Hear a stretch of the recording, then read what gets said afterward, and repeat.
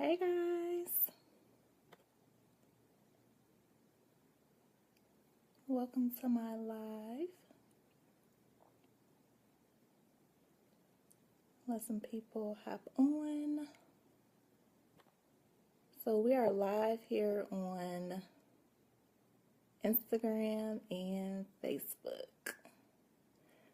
So hey guys, so if you are just tuning in, I am Shatoya. I'm the event planner at A La Carte Galore, and I help entrepreneurs. Hey Kylie's. So as you guys come in, just go ahead and put in the comments your name and your business. So I know what you do, Kylie's, but just for the people who are tuning in that are new, and then for the people who are going to watch the replay too. So go ahead and do that for me. And I will go ahead and get started. So like I said, I'm Shatoya. I'm the event planner at A La Carte Galore. And I help entrepreneurs plan, coordinate, and execute signature events that help scale their businesses. So typically people hire an event planner, and the event planner just basically relieves all of the stress off of you. They make sure that your event is well executed from start to finish, and you don't really have to worry about anything but putting on the show, right? But typically when you are hiring an event planner, they don't make sure that you're actually making money from your events. They don't actually make sure that you are selling tickets for your events. They're not helping with profit plans. They're not helping with event marketing plans or anything like that. So that's what sets me apart from all other event planners. I have noticed that a lot of entrepreneurs, business owners, thought leaders, they want to DIY their own events, and there's absolutely nothing wrong with it. Some people just enjoy doing it, and other people, they don't have it in their budget to actually hire an event planner. So what I do for those who do want to DIY their events, I provide you guys with the exact same strategies and tools that I use for my clients. So that way you aren't out here completely blind and just winging it.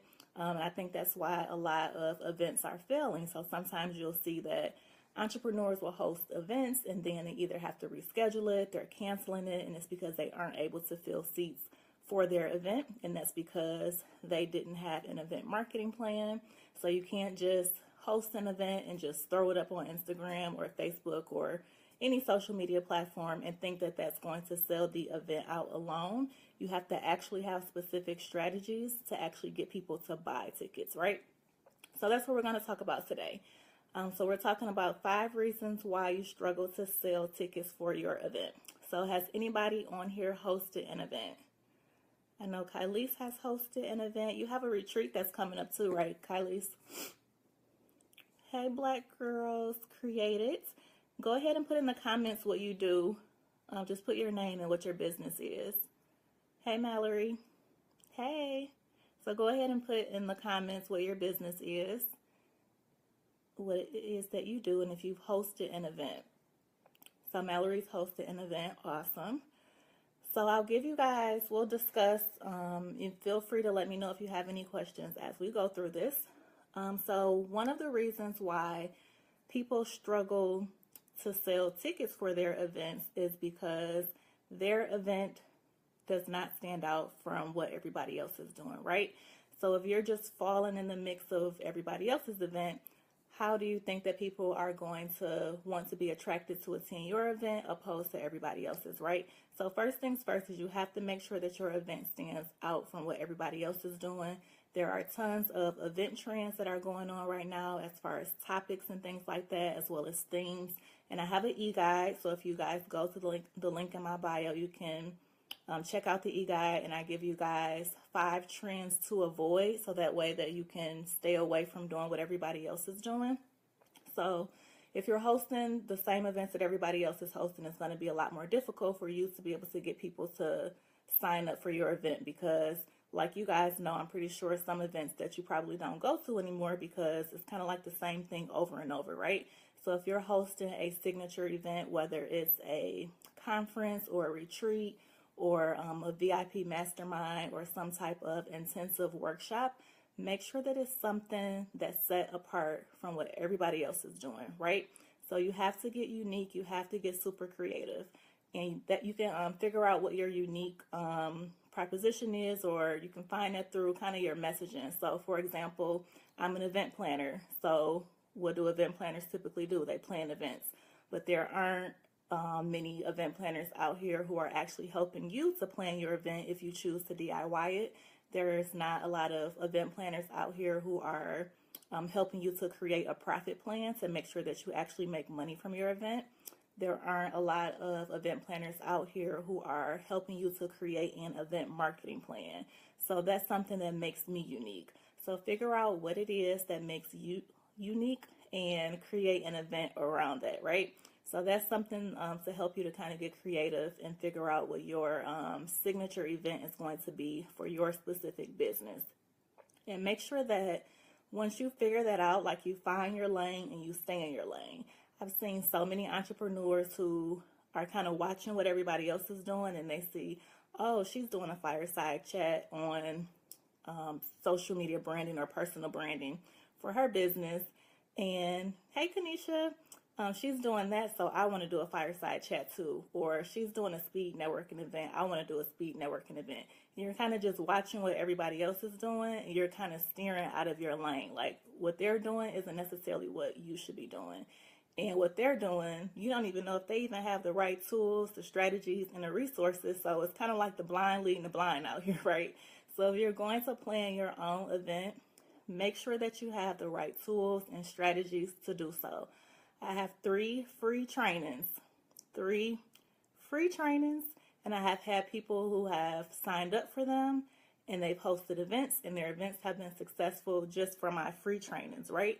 So go ahead and check those out before you start planning your next event. So that's that. So make sure that you figure out an event that stands out for you. So second thing, let's go through the comments before we get too backed up.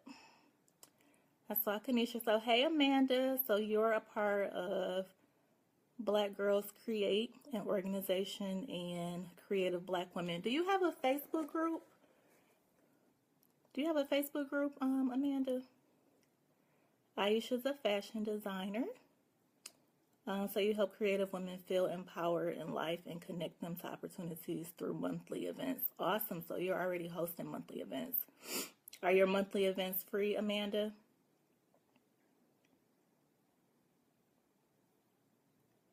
Yes, stand in your lane. Your strengths are in our differences. Absolutely. So just a Facebook page. Okay, awesome.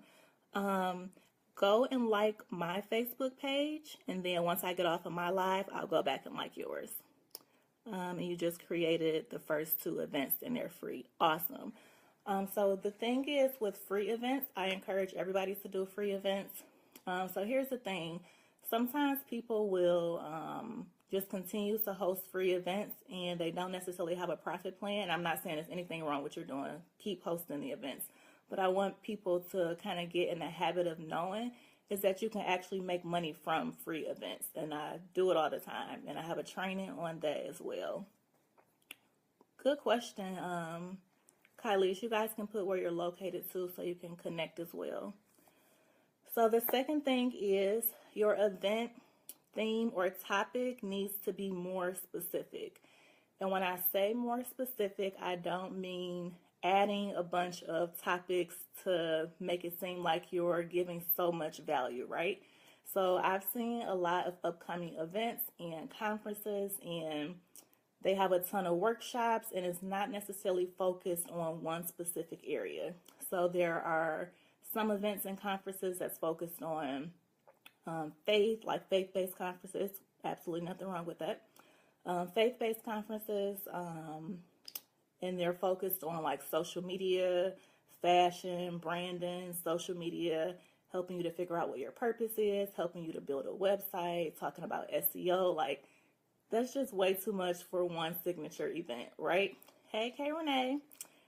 So that's just too much for one signature event. So let's say you have a 2-day event and you have 20 speakers and you have 20 different topics. Like, chances are the people are only going to be speaking from anywhere from like 20 to 30 minutes, maybe 45 minutes, an hour max, depending on the time frame for your conference, right? But for somebody who wants to come and get to the next level in their business, do you really think that they are going to be able to do that hearing from 20 different speakers on 20 different things, right? So what I really want you guys to get focused on for this new year is stop trying to put so much together to make it seem like you're giving so much value. Like, figure out what your one thing is and stick to that one thing. So my one thing is event planning.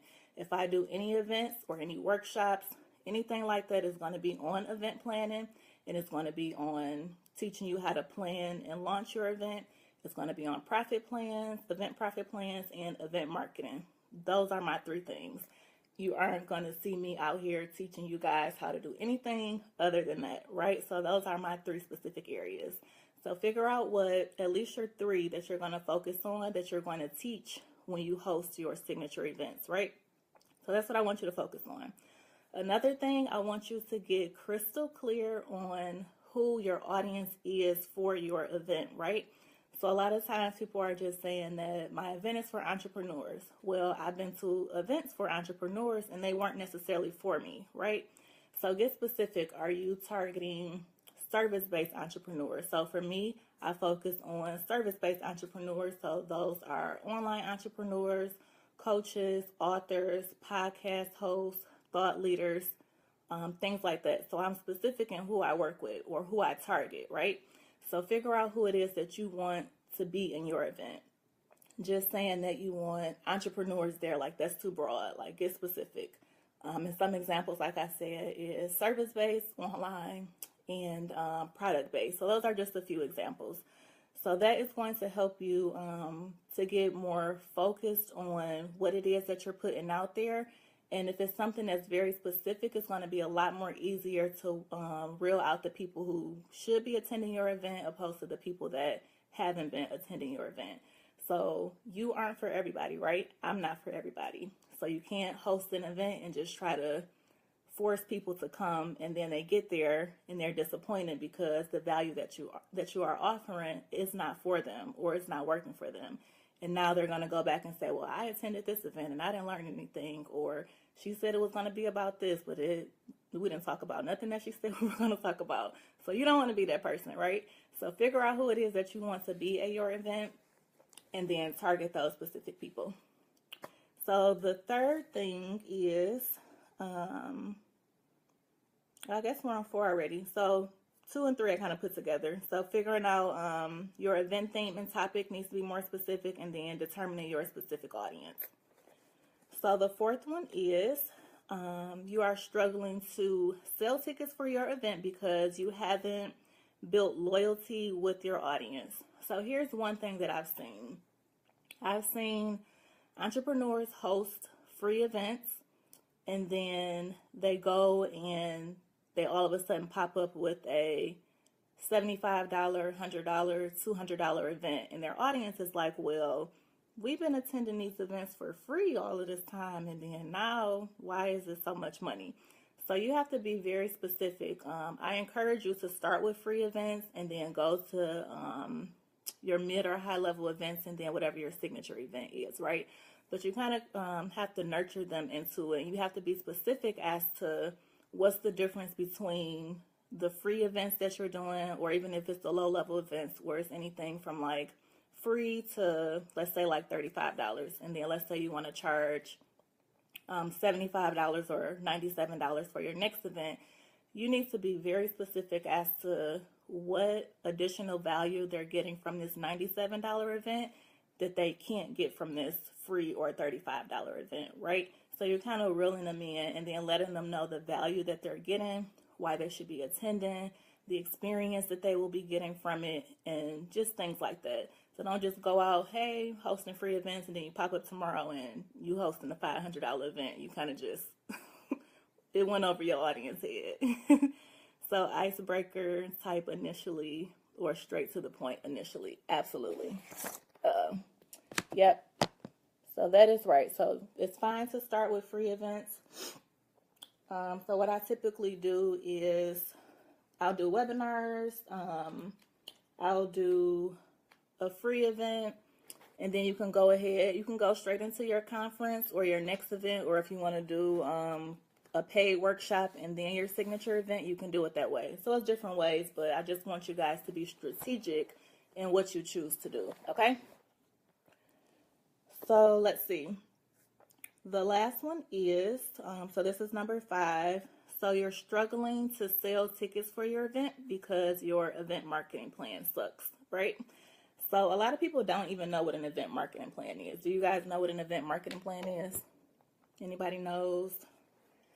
It is not just creating a social media content calendar. That's not necessarily an event marketing plan. Does anybody know what an events marketing plan is? Flourish Trends is like, what is it?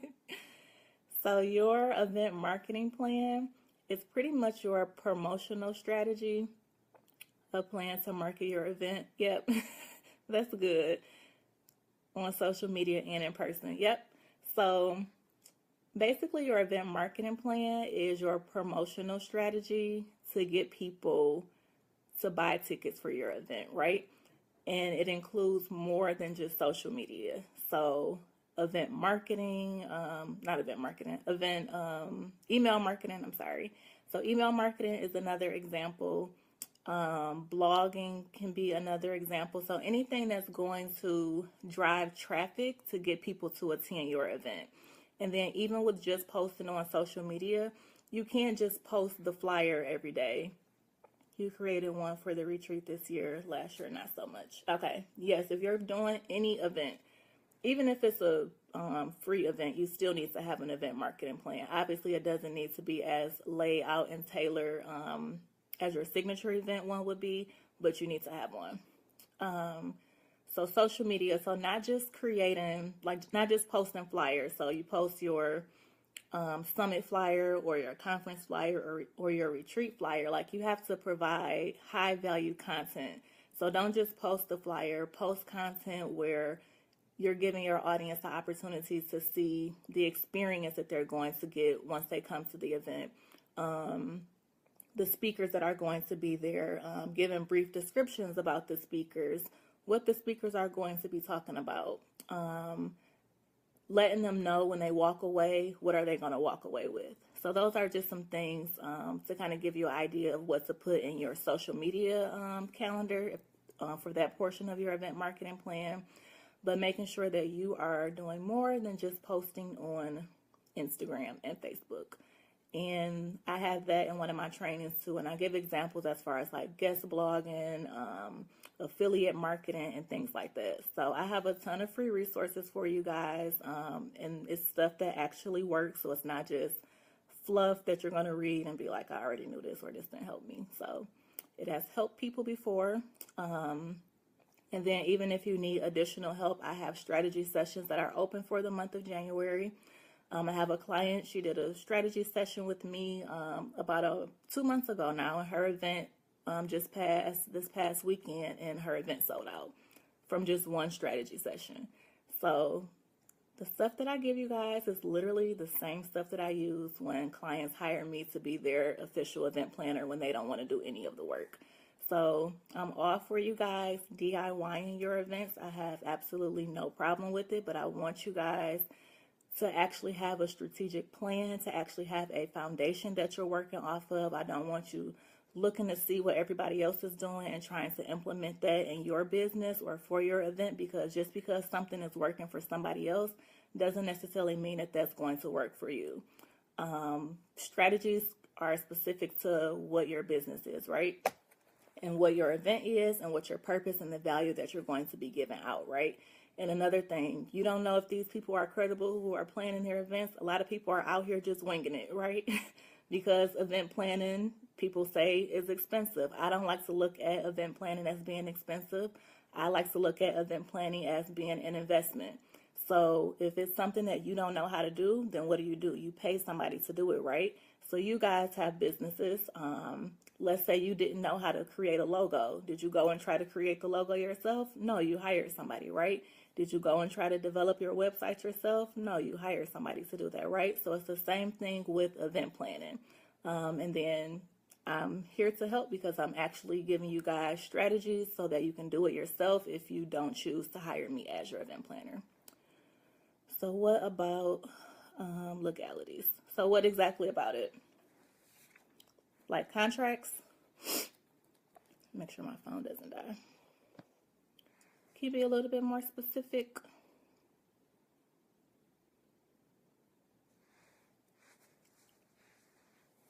Anybody else have any questions too?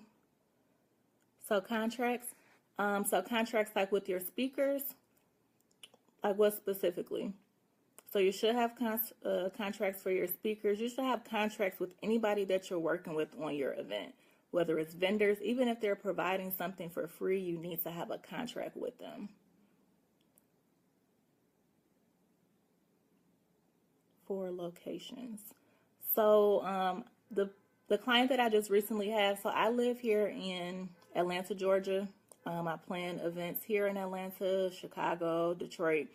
So she didn't live here in Atlanta, and I still was able to help her. So I don't know if that's exactly what you're referring to,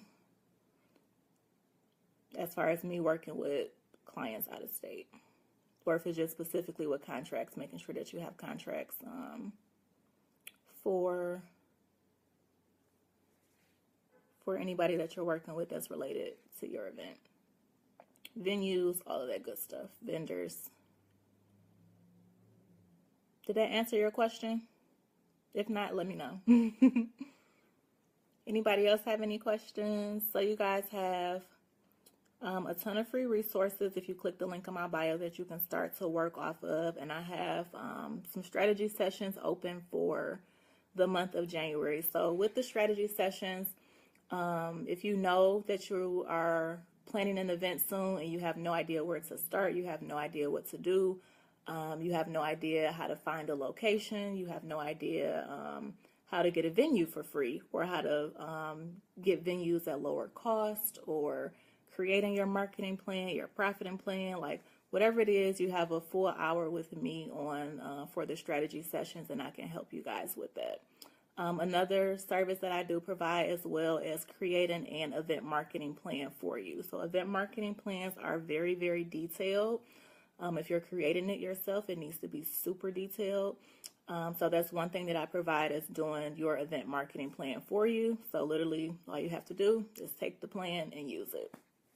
And it's also less time that you have to spend trying to market your event. You try to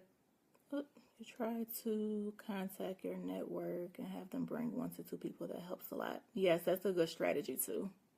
Referrals. Referrals are awesome. When I first started, so I've been doing event planning for over 7 years now, but 4 years with my business. It'll be 4 years in March. But when I first started, at least like my first 2 years, all of my clients pretty much came either from them finding me on social media or referrals. So referrals are bomb. Public venues. Contracts for public venues. So it depends. So for example, I did a photo shoot here last year at Centennial Park. So obviously you don't have to pay for it, but I did have to have a permit for it. So that's one example. Let's see. So if it's a public venue, figure out, you can contact them and figure out what their process is as far as like getting you to use their space. And I've also helped clients to get venues at no cost, so sponsored venues. So venues are actually one of the highest expenses when it comes to planning events. So the strategies that I give is making sure that you guys are able to cut costs on all ends, and specifically with venues. So any other questions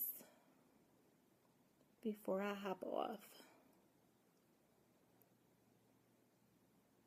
So I'm actually going to be doing lives Monday through Thursday at 9:30. Does that work for you guys?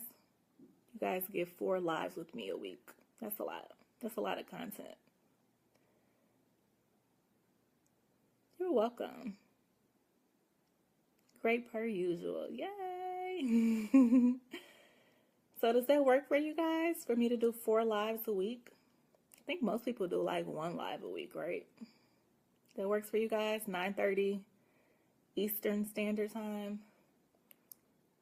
Instagram and Facebook. I'm trying to get on Periscope too, but my tablet hasn't been working. So I'm trying to be on 3 platforms for a little while just to kind of see where everybody is. So until I get my tablet or another device working. All right, so 9:30 it is. And if you guys have specific topics that you want me to talk about or to discuss, feel free to DM me. You can shoot me an email too, either or, but let me know, and I don't have a problem with making lives on those specific topics. So thank you guys so much for tuning in. I am excited to hear about your events that you're going to be planning for this new year. That's a healthy schedule. You join once a week more than likely. Awesome. Awesome, awesome. So at least I'll say for the month of January, I'm going to do Monday through Thursday. And then we'll see how February goes. So I'm not getting burnt out. But I know that we're starting off the new year, and I really, really want you guys to get in the habit of being consistent with planning for your signature event, identifying what it is. Typically, when I plan like conferences, I give myself at least 3 months of planning. So you guys have a full 12 months in this entire year to get ready. Well, not a full 12 months, like let's say 9 months, because you got to plan and have the event. So you guys have some time, but I encourage you, if you can, host an event this first quarter of this year. I'm challenging you guys. So it has been fun. I will see you guys tomorrow at 9:30 Eastern Standard Time. Have a good night.